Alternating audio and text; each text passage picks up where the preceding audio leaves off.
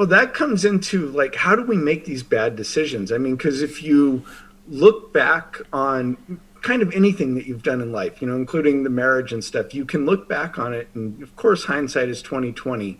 But really, you can think about like you knew back then. You knew that the decisions that you were making were bad. Like when I got into the marriage I was in, I knew, like, but I didn't listen to myself, and You listened I, to I everybody else. You listened to what society and the world was saying, and you knew it was wrong. Because I'm speaking from my yeah, experience too.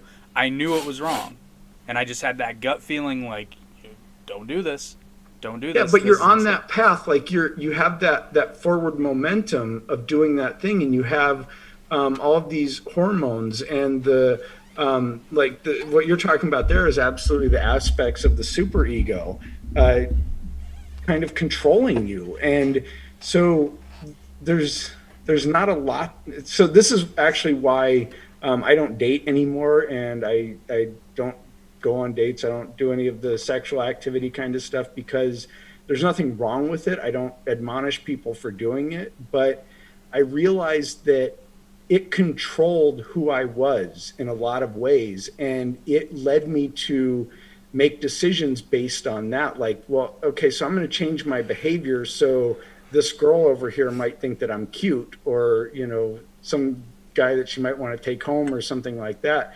And I realized that I wasn't really being me.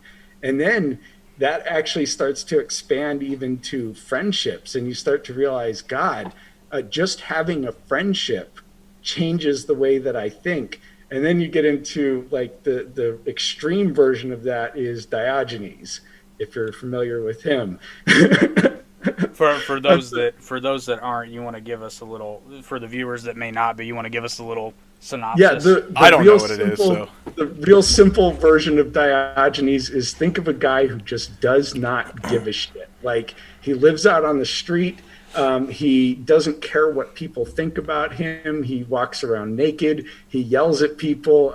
He would go to fancy areas of town, and as they were leaving a fancy theater, he would walk through the crowd backwards to make everybody get out of his way. And he sort of did things to make people hate him so that he could be free as a human being. He didn't rely on anyone else, on anyone's opinions. And I think that's the really extreme version of it that we could probably avoid. Like, I think he did that so that we don't have to.